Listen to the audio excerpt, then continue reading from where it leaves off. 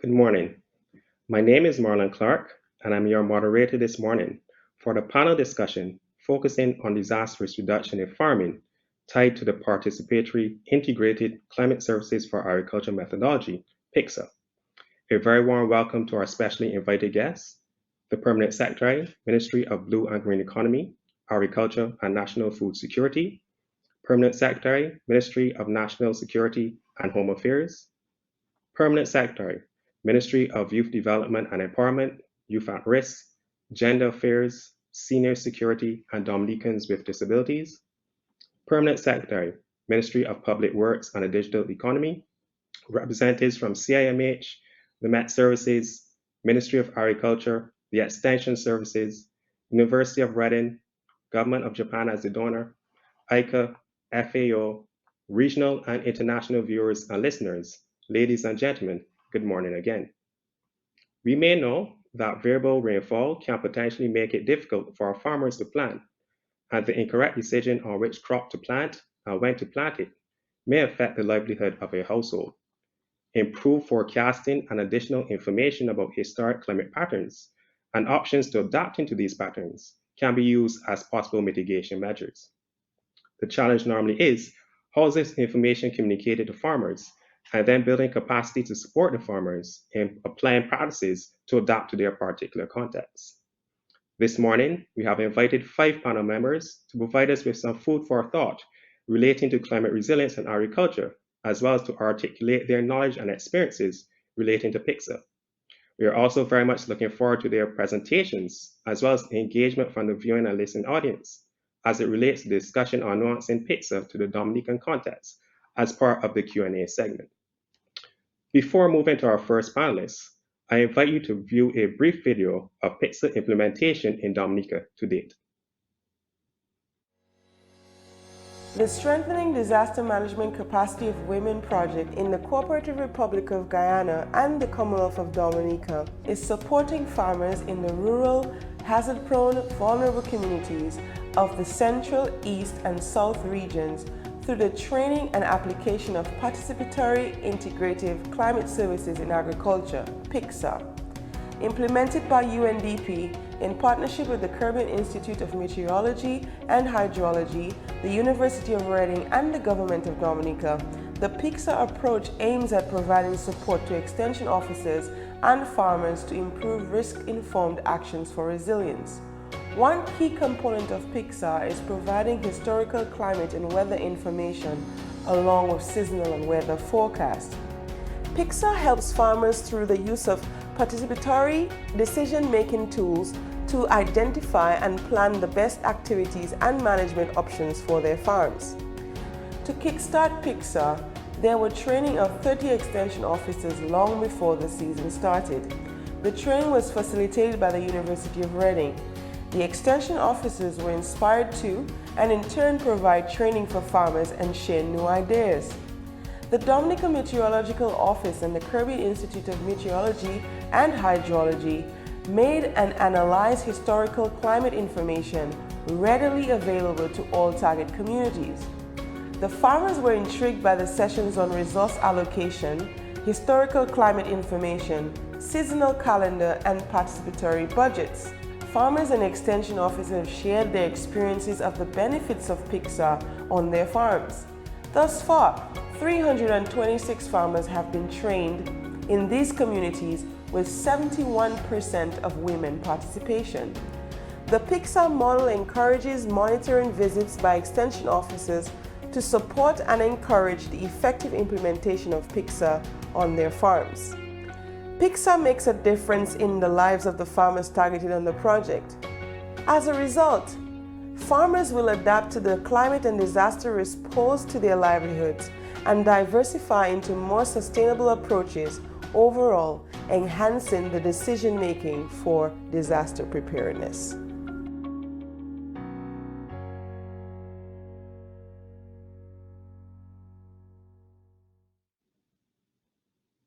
I think that video adequately gives the context for our discussion today, and I'm eagerly looking forward to those discussions. But without further delay, I would like to introduce you to the first panel member, Mr. Adrian Trotman, to present on climate services in the Caribbean. Mr. Trotman is the Chief of Applied Meteorology and Climatology at the Caribbean Institute for Meteorology and Hydrology, CIMH. Mr. Trotman has responsibility for climate-related issues, including climate data management and dissemination, and the provision of weather and climate information and services to multiple socioeconomic sectors across the Caribbean. In his technical capacity, he focuses mostly on the agriculture and food sectors, with his specialized training and the many years of experience in agro-meteorology in the Caribbean. Mr. Trotman, the virtual floor is yours. Thank you very much. Good morning, good afternoon, good night, wherever you are on the globe, and particularly in the Caribbean. I just want to talk a little bit about our services in the PICSA. CS stands for Climate Services. Climate Services essentially help societies to adapt to climate variability and change through the provision of relevant climate information.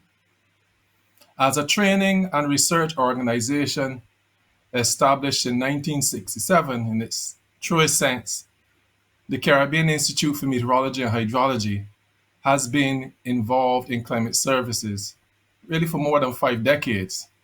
Because even if we look at the capacity building CIMH is mandated to do in climate, and this capacity building is one of the 5 pillars of the global framework for climate services that's led by the World Meteorological Organization. So this capacity has been built in national meteorological services in the area of climatology and preparing climate information for CIMH, its member states. However, a more decisive step toward being a climate services provider was taken in 2007 when restructuring established a new section in Applied Meteorology and Climatology, which I've headed ever since then.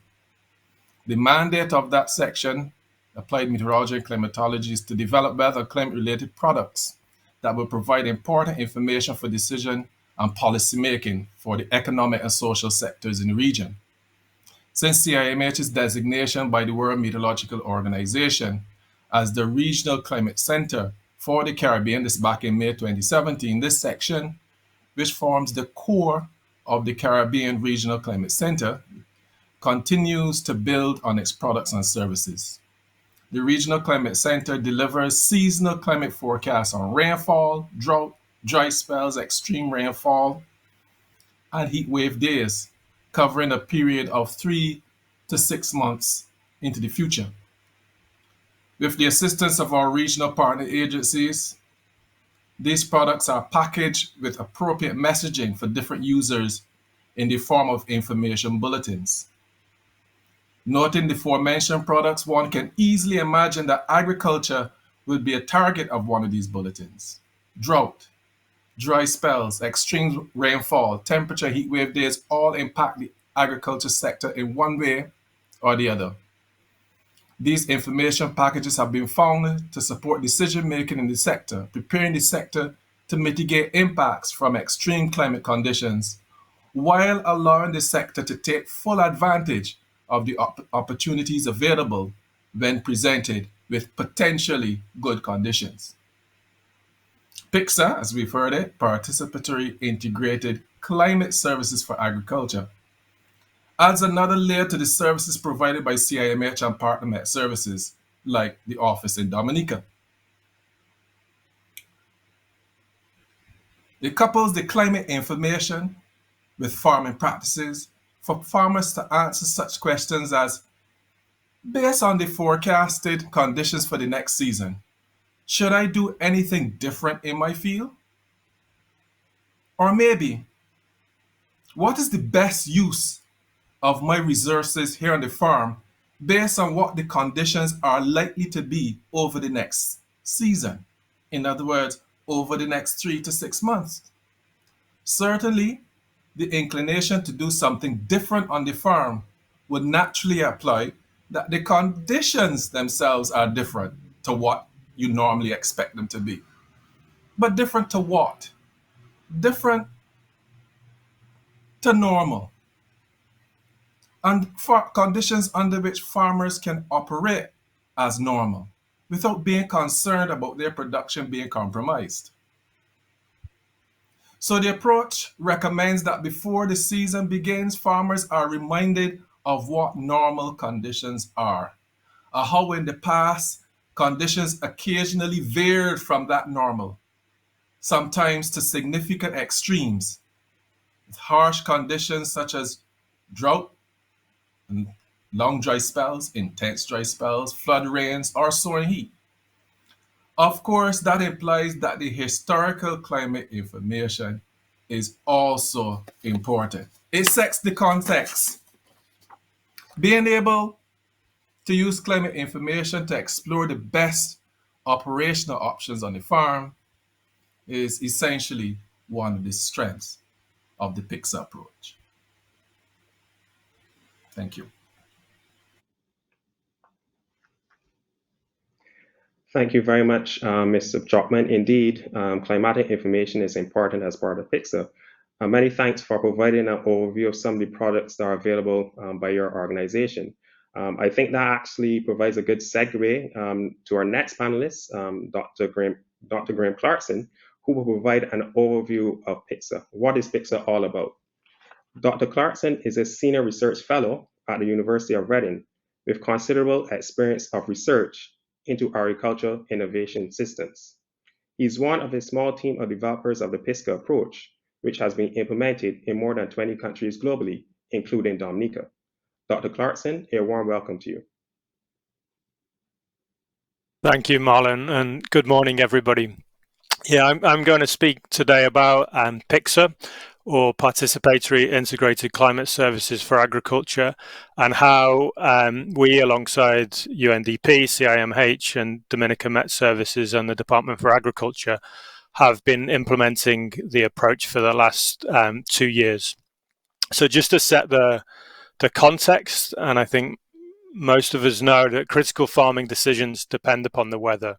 So variables such as how much rain falls and when the rain falls, the length and the start date of seasons, temperature constraints in terms of maximum, maybe minimum temperatures and how those affect crops and also livestock, extreme events, so thinking about heavy rainfall, hurricanes, or maybe damaging dry spells. And we know from experience and from research that these aspects vary considerably from year to year, which makes it very difficult for farmers, especially rain-fed agriculture, to plan and make decisions. And alongside this, we obviously have issues with climate change and trends and changes in those conditions, as well as the variability. So what is PICSA? PICSA is a way of trying to help and prepare farmers to better cope with and adapt to those different challenges. The approach starts with and always keeps the farmer at the center. We know farmers have lots of challenges. One of those is climate, but others such as access to market, good inputs, other different challenges. So there's lots of different things to think of in that respect, and also the approach focuses on opportunities. So trying to focus on what farmers can do about those different challenges.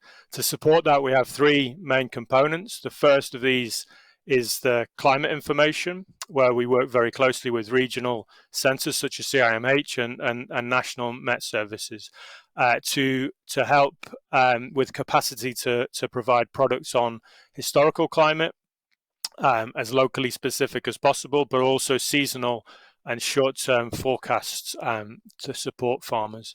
And then the second key component is around options, and this is where more extension and the work directly with farmers comes in, and that's to explore different options on crops, on livestock, and also on livelihoods. So not just concentrating on singular options, but thinking about the whole farm as a system.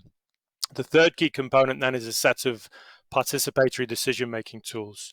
So those are what help farmers and groups of farmers to think through, consider, contrast, and plan different options to help them with the context of their local climate and also their own individual context on their farms and within their households. The approach is underpinned by two very important principles. The first being the farmer decides. So this is the farmer as a decision maker. The reason for this is because farmers are the experts on their own land and their own situation, and also the farmers are the ones that take the risks. They get the benefits when things go well, but they also take the risks when things don't go so well. So it's very important that they're supported as the decision maker. The second key principle is then options by context, and this is the simple fact that all farmers are different. So be that the fact that their land is different, maybe their soil is different, but different in terms of age, in terms of gender, in terms of their attitudes to risk, and also what they want from their farming. So different farmers require different options and a large range of options. So those are the two key principles for the approach. PICSA was actually developed initially with some work in Zimbabwe in sub-Saharan Africa. And since then, the approach has expanded to more than 20 different countries and been used with hundreds of thousands of farmers across 4 different continents. So within Africa, within Asia, and within Latin America and the Caribbean. And in Dominica, this process started 2 years ago now with some initial scoping and adaptation of the Pixar approach to the context of Dominica. And then in January 2020, we had initial training of trainers for extension staff ahead of the 2020 wet season. And then since then, over the last 2 years, there have been a series of different opportunities for those extension workers to implement the approach with farmers and farmer groups, but also to have sessions on reflection and planning ahead of each of the different seasons, and also regular updates to the long-term and short-term forecasts through country outlook forums, but also through different bulletins, etc., from the Met Service. We in September, October this year, colleagues at UNDP were able to get initial reflections and responses from farmers, which I'll touch on in a moment. And then early next year, we'll be carrying out a full process of evaluation to help with lessons and for that learning to be built into the sustainable continuation of the approach in Dominica. So just to finish with some of those reflections from farmers. So overall, there were very positive responses to the PICSA steps. So farmers found the different tools very, very useful, very important in helping with their consideration of climate adaptation and understanding of the weather patterns. Farmers enjoyed the training and the participatory aspects. They found it very useful to understand more about the forecast, but also importantly to work with their peers and network with other farmers and learn from each other. Specific tools like the budget helped a lot with keeping records and understanding and better planning kind of resource flows.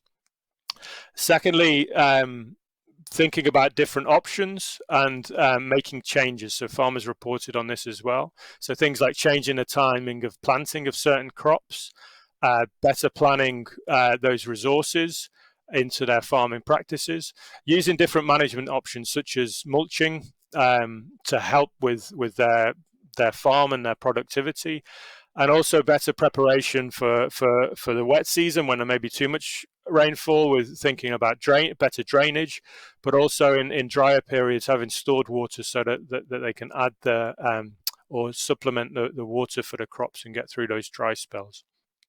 So just to finish for my brief presentation, I wanted to just say there's considerable capacity been built within the Extension Service and also within the Met Service in order to sustain the approach.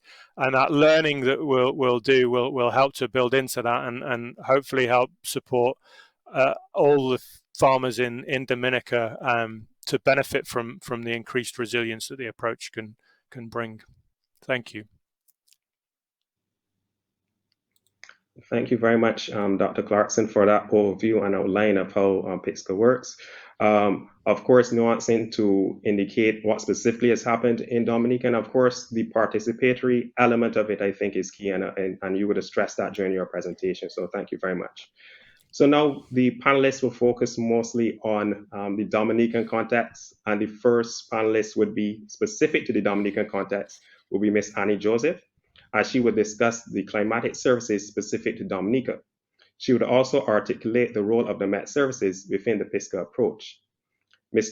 Joseph began her journey as a meteorological officer in 2004 when she graduated from the CIMH in Barbados as an entry-level meteorological technician and began working at the Dominican Meteorological Services in 2007. From 2016 to present, she has been the head of the climatology department and has conducted various trainings in the field to include subseasonal and seasonal climate forecasting, drought monitoring, and climatic indices. Ms. Joseph, a very warm welcome to you. Good morning, Mr. Clark, my fellow panelists, listening and viewing audience.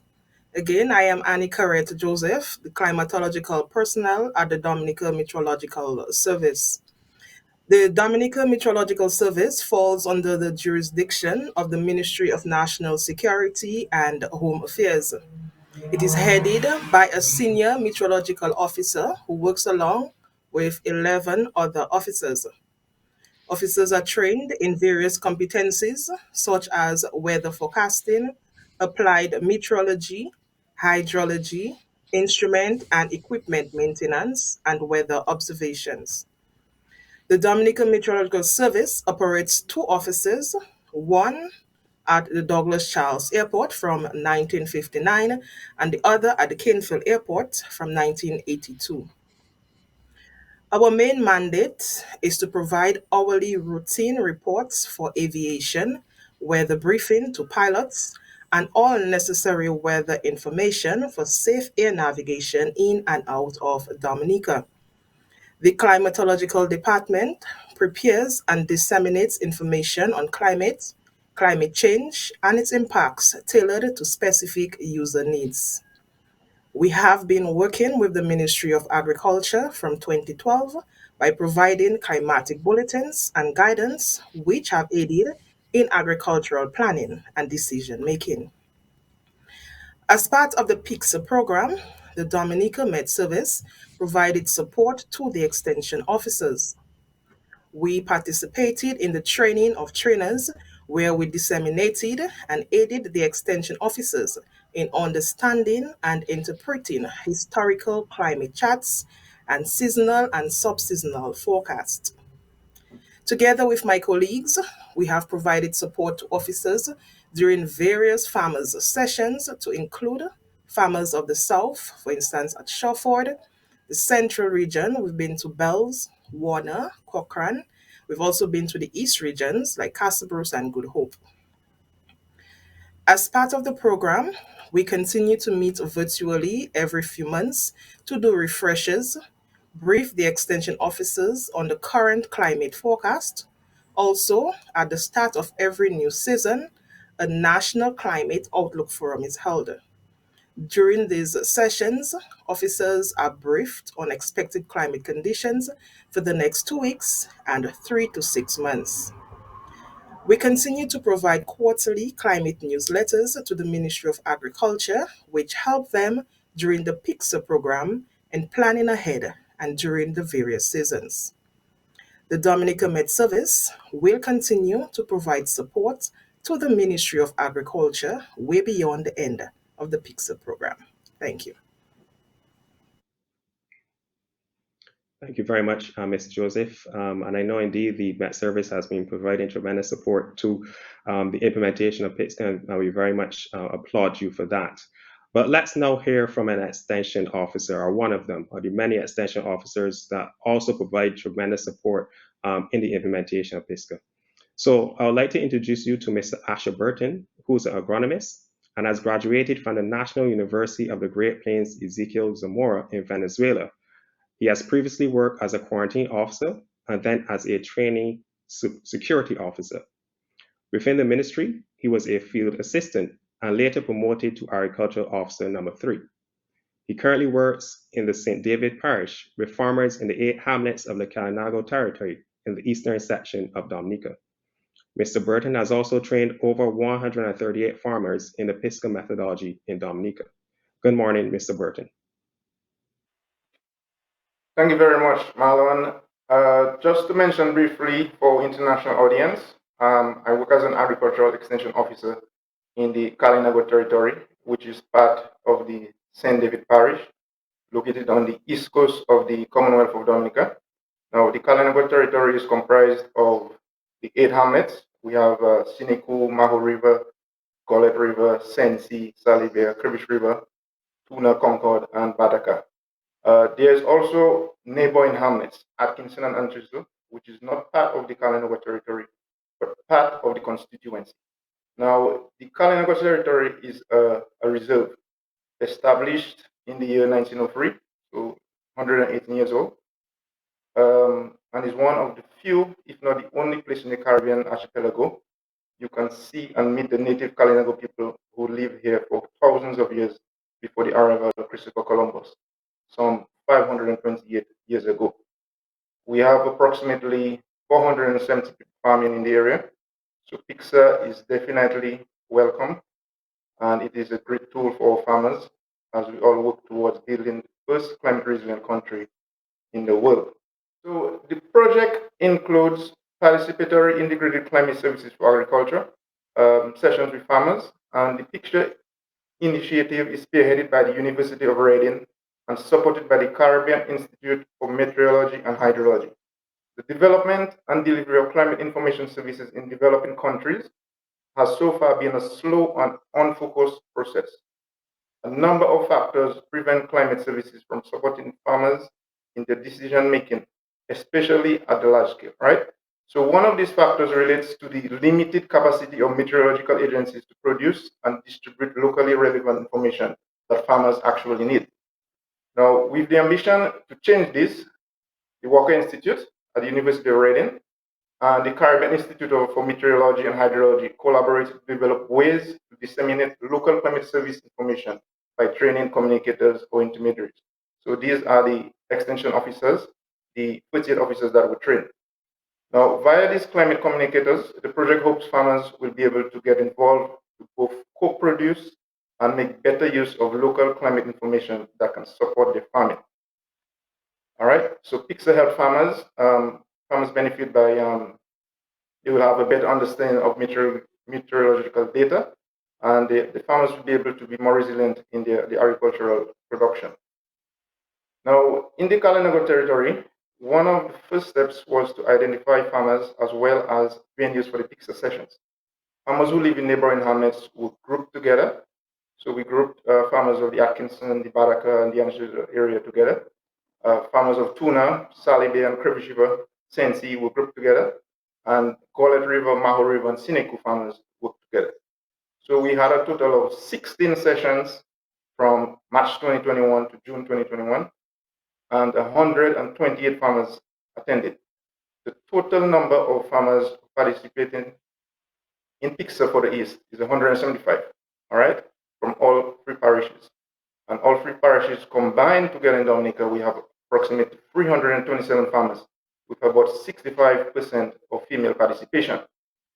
Now, it is essential to take into consideration space, shelter, transportation, distance farmers have to travel, and also the amount of the length the sessions will be. Normally, we would have sessions for about 3 hours maximum. Now, from the beginning, a strong urge was made to farmers to take notes, participate, and share their experiences. So far, the project is helping farmers as some have benefited from the knowledge gained and are able to easily remember the start and end of the dry and wet season. Now, the wet season runs in Dominica from June to November, and the dry season runs normally from December to July. The Pixar approach consists of 12 steps. So lastly, I will just go through each step. Step A, the question was asked, what does the farmer currently do?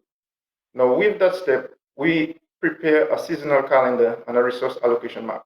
Now, the resource allocation map is very useful to the farmers as it lets him know what he has currently on the farm, because he may have resources that he's not using properly, he's misusing or he's abusing. So it gives him a start and let him know where he is actually and how he can move forward. Step B is the climate changing. So that is where the meteorological data was presented. So we had historical climate information. And step C, the probabilities and risks. of that information, whether it will be a rainy season ahead, where we'll have a dry spell or so on. Step D, what are the options for the farmers? So the farmers have different options, including crop options, the livestock options, and the livelihood options. Step E, the farmer chooses his options and he considers which option he's going to work with. The step F, he could compare the different options and plans, and there he will make a participatory budget, seeing all his expenses and his incomes concerning the different options that he chooses. Step G, the farmer decides, so he selects and amends the resource allocation map and the seasonal calendar.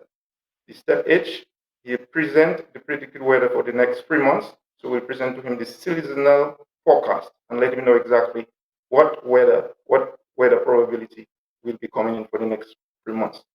Step I, he'll identify and select the possible responses to the seasonal forecast. Step J, he'll present a short-term forecast and warnings to the farmers.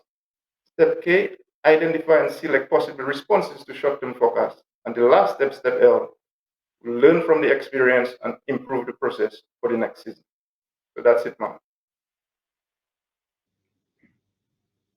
Thank you very much, Mr. Burton, for that extensive detail in terms of what the extension services go through and the considerations that they make as it relates to the implementation of the Biscombe methodology in Dominica. Before turning to the next and final panelist, a reminder that we have a question and answer session immediately after the next panelist. So you can pose your questions in the various forum and they will get to me and I will ask the panelists on your behalf those questions. You can indicate whether the question is targeted to a particular individual or whether it's a general question. So with that, we are now going to turn to the next and final panelist. We've been speaking about PICSA relating to benefiting farmers. So it is only fit that we have a farmer as part of the panel. So I would like to introduce you to Ms. Erica Burnett Biscombe, who is Vicentia born and came to Dominica in 1974. In 2010, Erica took up farming on a part-time basis and then ventured into agro-processing of banana chips under the name of Untitled, which was unfortunately forced to close following the ravages of Hurricane Maria. Currently, Erica's main crops are pineapples and passion fruit, and she is about to venture into cocoa production. In 2014, Erica was voted Farmer of the Year. Erica, the virtual floor is yours. Greetings, everyone. My name is Erica Burnett Biscombe. I am a farmer from the south region of Dominica, near the village of Soufrière. My farm is called Petit Coulivré. PICSA has been very useful. I learned how to interpret and use the seasonal forecast and historical graphs for weather. I also listen to the weather report daily. Dominica is now suffering from the effects of global warming. For a rainy season, which is normally from June to November, this year it has been quite dry. And dry season last year from November to May was quite wet, with the month of May the only dry month. I was able to crops due to the predictions of the seasonal forecast by the Met Office. I am now more prepared to mitigate or adapt to these risks of extreme changes in the weather. I have started to increase my water catchments as the sun is now hotter in the summer months. This year was the first year my pineapples have suffered sunburn. To mitigate against this, I'll be using cut vetiver grass to give them a little shade. Presently, I have now been using dried grass to mulch all my vegetable beds. It helps with water conservation, prevention of soil erosion, and adds humus to the soil. Whilst keeping the soil at a cool temperature, I also use my own compost for planting of trees and vegetables. PICSA has been a good intervention. I can now know which crops and animals suit my farm due to the known weather patterns we are experiencing. Having this knowledge, I can locate my animals on the farm and how to optimize most of my crop planting because of the anticipated increase in global warming.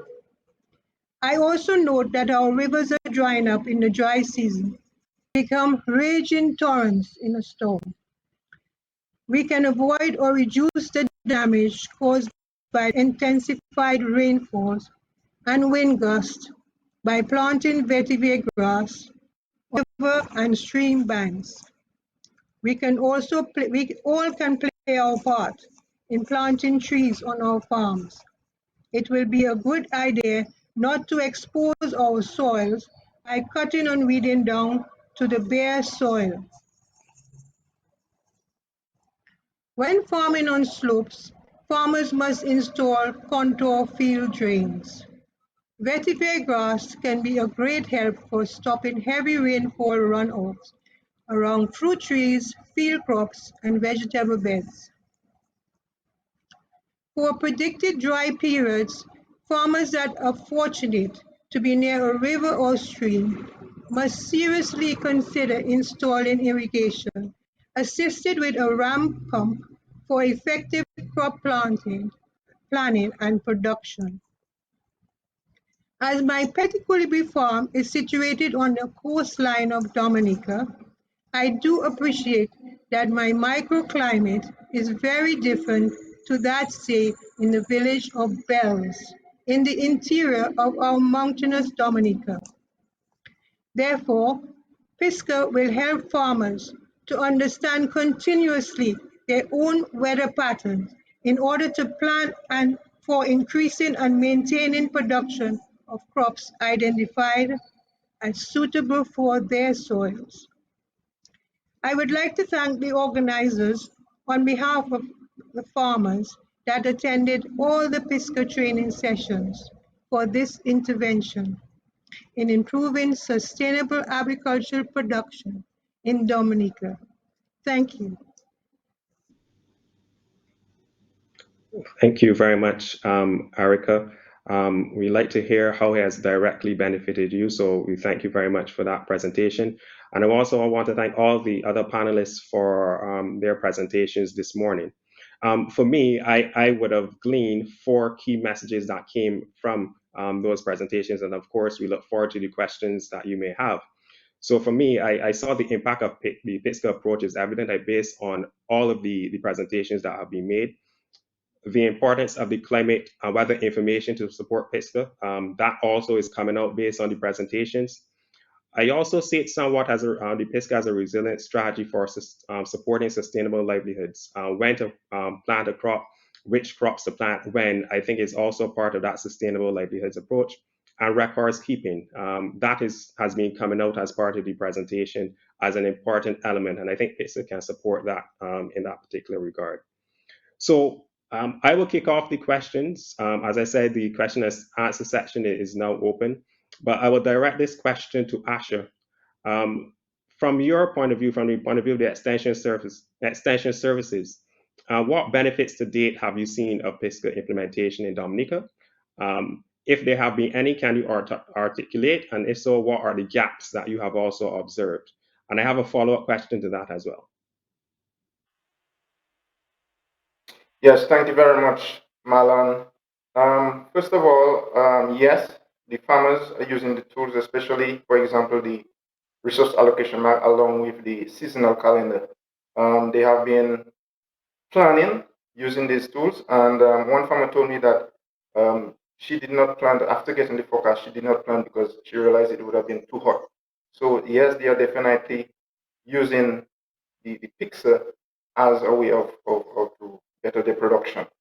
One of the gaps that was brought up is the fact that in Dominica we only have 2 meteorological stations. One is located on the west coast, that is at Kinfield, and the other is at the Douglas Charles Airport. Now, the place where I work is approximately 5 miles from the Douglas Charles Airport. So some farmers were concerned that maybe the data we are using might not be very accurate, according to our own little climatic conditions here. Another gap we could probably say is that PICSA itself focuses a lot on production, and national food security is always priority for any country. And production, as you may say, it's better to have a surplus of food than to have a scarcity of food. But at the end of the day, it's the farmer's livelihood is what they do to earn money. So we definitely may want to look at marketing, as part of PICSA as well. Thanks. Thank you very much, Asher. And my follow-up question is in terms of sustainability. So yes, this implementation is within a project, but of course, in terms of sustainability, it has to support the national goals and objectives of the government of Dominica. And as of right now, are there any plans in place as it relates to sustaining PICSA to ensure that it continues to benefit the farmers? I think that will be important to relay if that is the case. Not to my knowledge, Marlon. I'm not sure if my superiors have anything planned in the pipeline. However, if it goes national, and I would definitely support it. I think the farmers they need that climatic data to make better decisions in the field. So I have no idea if my superiors have something in the pipeline, but in case going national with Pixar, I would definitely support it. Thank you very much, Asha. I don't think we've had any questions as yet. We very much will welcome and encourage you to pose any questions that you may have. In the interim, of course, I would also add some additional questions to the panelists. Annie, if you don't mind, you mentioned historical products. Can you provide some more information on what these historical products are and their usefulness? And then a follow-up question to that would be, we have a varied audience as part of this panel discussion. Would you be able to explain how farmers locally or anyone will be able to access this climate data specific to Dominica, or whether it can be accessed? Okay. The service provides historical charts which looked at data from 1981 to 2019 and as of recently 2020. Annual, monthly, and seasonal rainfall totals and temperature averages were presented. We also looked at extreme rainfall events recorded at both airports, a better understanding in the trends and variabilities over the year from 1981 to 2020. Charts also showed the length of the wet and dry seasons over the years, including dry spell lengths. Having an understanding of what has happened, what is the norm, behavioral patterns during certain phenomena like the presence of El Nino and La Nina, southern oscillation. With this understanding, a farmer can plan ahead of each planting season, know when are the best times to plant certain crops. Some crops require high rainfall amounts, whereas there are those which thrive better with less rainfall and cooler temperatures. For this, you would require to know the time taken for these crops to mature and the length of the dry season when rainfall amounts will be lower. Then, by producing the seasonal and subseasonal forecast, where we focus on the expected rainfall amounts for Dominica and whether or not it will be wetter or drier than usual, the total amount of wet days and wet spells expected, flash flood potentials for the season. We also look at temperatures, how hot or cool will it be for the season, and also the chance of having heat waves. The temperatures are broken down into your daytime highs and your nighttime lows. The sub-seasonal looks at 2 weeks and the chance of rainfall amounts exceeding certain intervals like 25 millimeters or 50 millimeters per week. Also, you can look at how warm or cool that week will be. This, together with your historical chart, will aid farmers to make certain decisions way ahead of their planting or harvesting times, minimizing loss. Livestock farmers can also benefit from this, especially during expected hot periods, where they can prepare cooling needs and shelter for animals. In terms of getting this information, these products can be found on our website at weather.dominica.gov dmsclimate.gov.dm, or one can make a request by emailing us at dmsclimate@dominica.gov.dm, dmsclimate@dominica.gov.dm, or Met Office, METOFFICE, at cwdom.dm. The office can also be contacted at 1767 266 4490, 1767 266 4490. We are also on Facebook at Dominica Met. Thank you. Thank you very much, Annie. I think at some point we may have to regurgitate those websites so that persons will have access to them or have clearer indication of how to access the information. So thank you very much. We have a question from the audience, which I would pose to Graham first, and then probably Adrian can follow up if he thinks he is suitable to answer. So in terms of the implementation of PICSA tied to COVID-19, so we know that COVID has created a ripple and negative effect in terms of how we implement activities, but has the impact of COVID impacted PICSA implementation? And how has this been adapted to the Dominica context, noting that we had to adapt the implementation because of COVID-19? So Graham, I'll turn that over to you, and then probably Adrian can supplement. Thanks, Marlon. Yeah, I mean, there certainly has been an impact with COVID-19. We were able to move a lot of things online in terms of the training for extension workers. So it depended upon different guidelines within Dominica at the time as to who could meet, whether we had to meet people individually, online, etc. And then also I know that extension workers were affected in terms of the amount of time they could spend meeting with farmers in the field as well due to different lockdowns. So certainly affected. And it's, for one thing, I mean, from the UK here, we would have been spending more face-to-face time with the extension workers and more face-to-face training. So that's been difficult, but we've managed to move very well, I think, to the more remote learning. And that's helped us to innovate, which is good. And we've also had these challenges in different countries as well. So I think certainly an effect, but I think the extension service and the Met services have coped well with that and used kind of the technology that's available to link with us, but then also taken opportunities to meet with farmers in the field as well.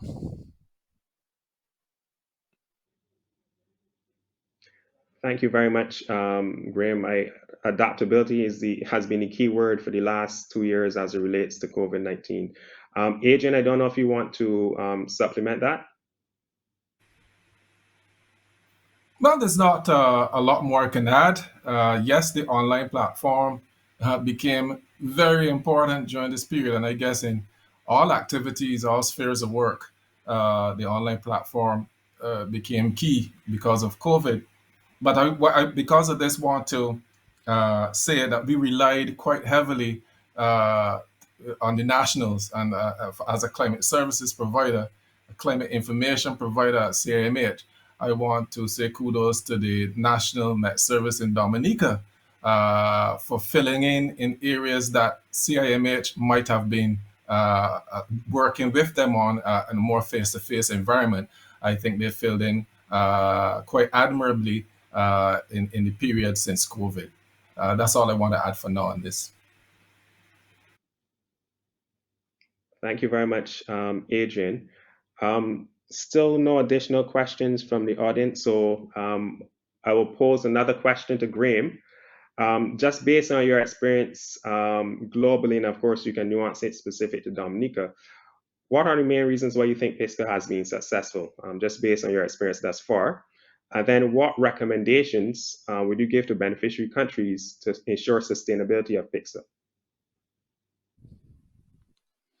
Thanks. Yeah, I think, I mean, specific to Dominica. I think, I mean, we've just touched on the challenges with COVID. I think really important has been the enthusiasm and the skills of both the extension staff and the Met services. I think that's been really really a big thing on the success, and people like Asha and Annie have really driven the process forward.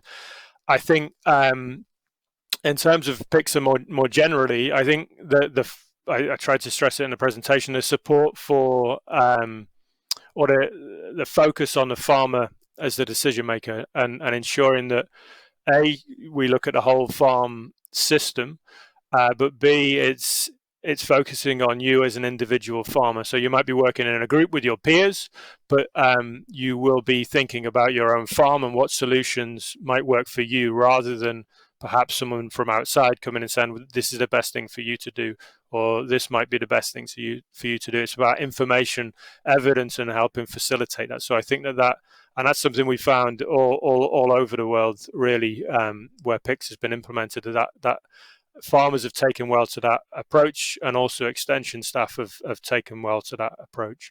And I think the other element is that the different participatory tools help to think about relatively complex problems and information in a very straightforward way. So that's this kind of step-by-step nature of the approach.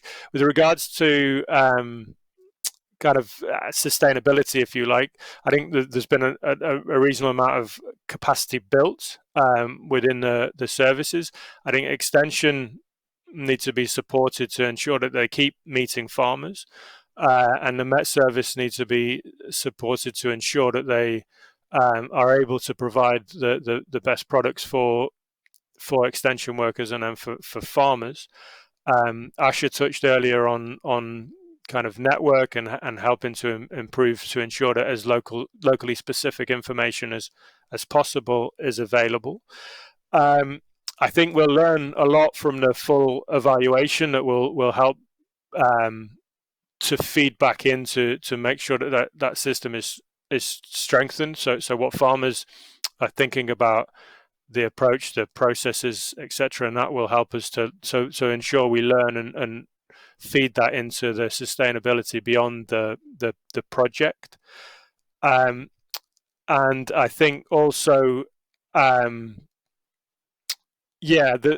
think we found from elsewhere where PICS has been most successful, that ensuring that the places that extension workers are trained and coming through, so universities and colleges, ensuring that the kind of concepts and ideas and tools are built into those kind of centers. And so you've got kind of a process of newly trained extension staff thinking with the same concepts in mind, thinking about climate variability, climate change, and how they can help use participatory methods to support farmers to make decisions.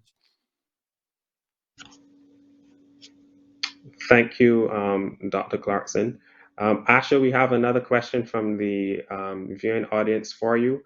So specific to the extension services, how have you adapted to the COVID-19 pandemic and the restrictions as it relates to supporting farms? Thanks, Marlon. Well, we have guidelines from the Ministry of Health. So during the COVID situation, we had to follow strictly all guidelines, practice our social distancing, ensure that we have our hand sanitizers and everyone has a face cover. So for me personally, we couldn't really be online because of where we are located. Not every farmer is online, but we did practice our social distancing. One of the things we had to do was to get a bigger area, so then we could have the farmers placed at least, the recommended distance, sitting apart. Thank you so much. Again, it is a time in which adaptability is important. So certainly we know, we appreciate the work that you have done in terms of ensuring that the support can still be provided to the farms. Erica, again, as one of the direct beneficiaries, let me ask you two questions. What farming practices have you changed due to PICSA, based on the training you received in PICSA? And then what are you now doing differently? Well, I changed first of all, with doing heavier mulching. And that has really helped my fruit trees, because what I do, I use my end product of my pineapples after they produce their first, second, and third crop. I take them out and I use them as mulch under my cocoa trees and my fruit trees.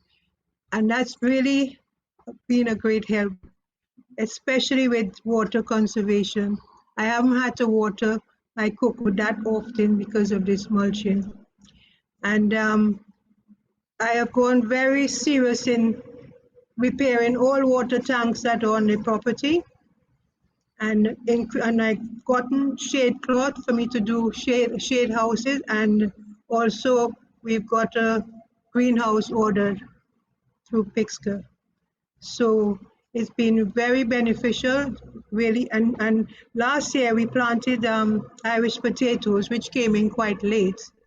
And because of the change of season, I was still able to get, a little produce from the potatoes, because normally I would plant my potatoes, say, in the month of October or November, but these were planted way early in the early year of 2021. And, I only did one bag because, I wasn't sure, what the produce would be. And I really didn't have the space to plant more at the time. And I was quite pleased. And it only happened because of the slight change of weather, which was a little more wet than normal because it was done in the dry season.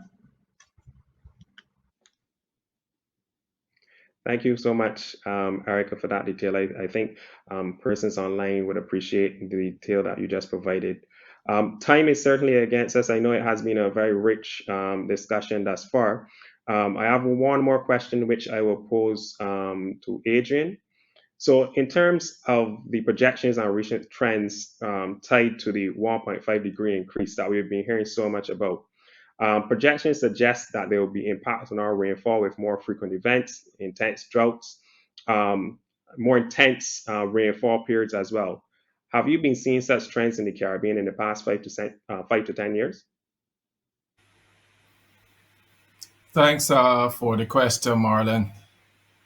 I'll tackle it in this way. What have we been seeing regarding those extremes that you mentioned? Drought, extreme rainfall, heat, and of course, tropical cyclones. I want to start with that. And of course, I'll be going beyond Dominica, I'll be looking at the more regional context of which Dominica is a part. I mean, when you start with the tropical cyclones, we just have to mention Irma, Maria in the South Dominica, and Dorian in the Bahamas. I mean, these were three Category 5 storms, one of which is now, which is Dorian, understood as the strongest tropical cyclone in the basin.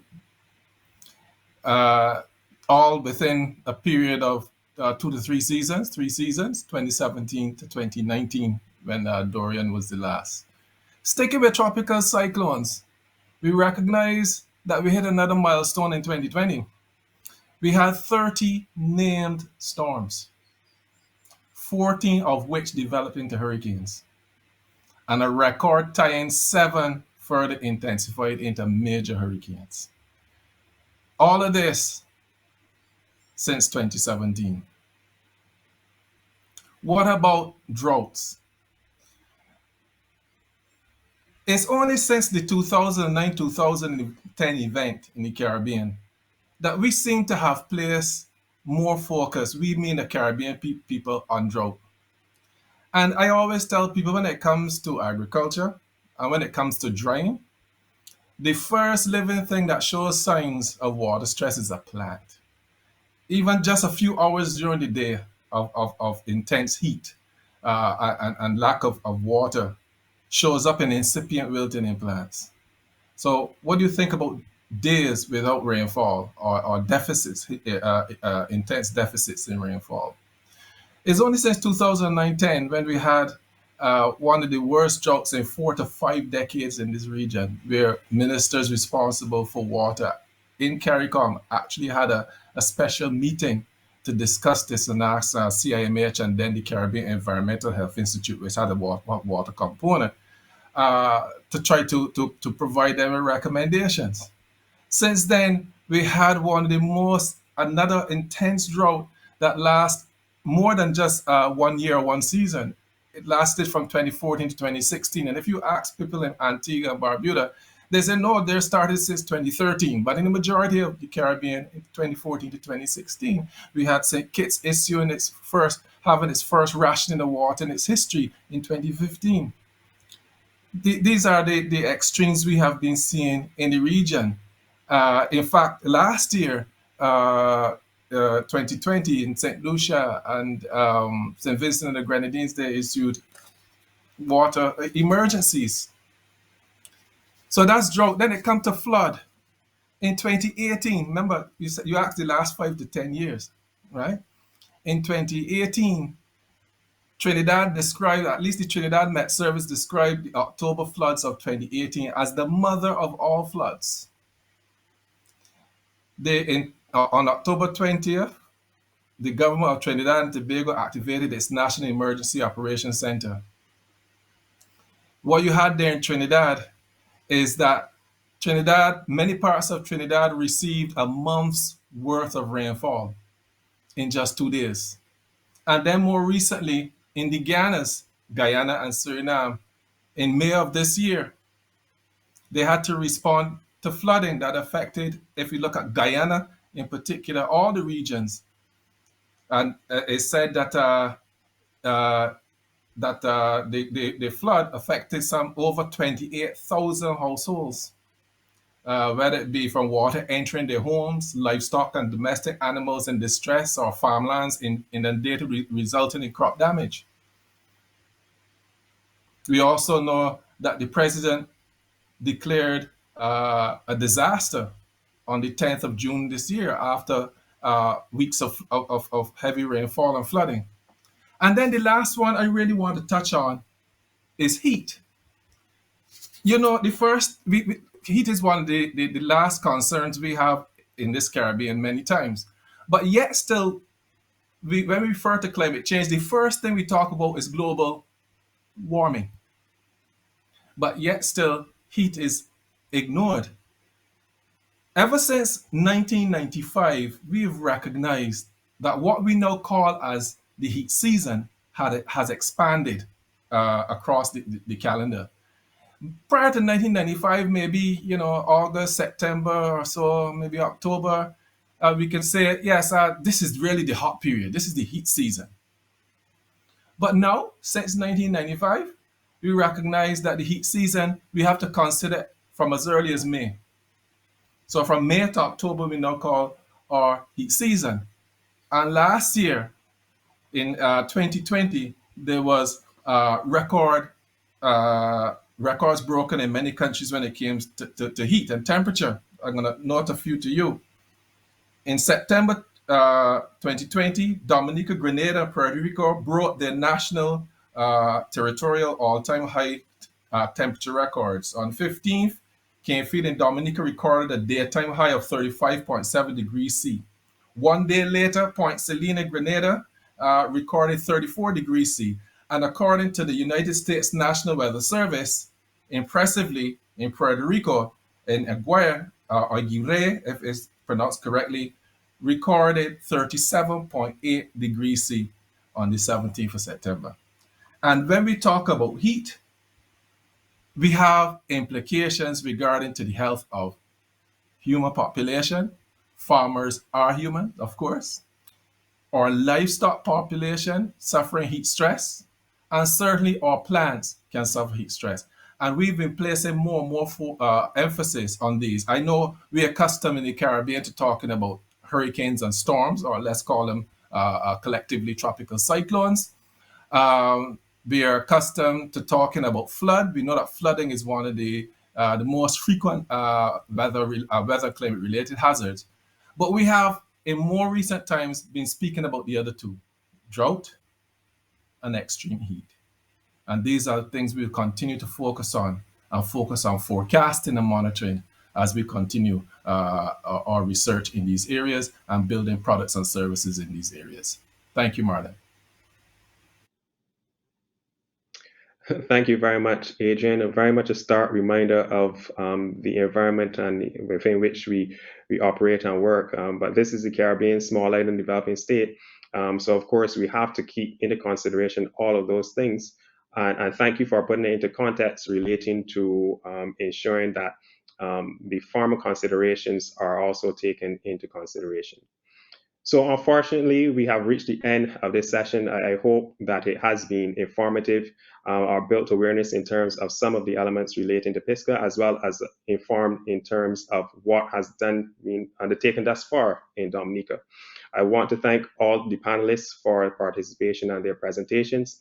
For the viewing audience, of course, thank you for giving up your time to participate in the session today. Before I close, on behalf of the project team, we would like to sincerely thank the Ministry of Agriculture for their leadership in the implementation of PICSA in Dominica. Of course, this would not have been possible without your leadership. P.S. Paul, Dr. Casimir, and Dr. Thomas, sincere appreciation.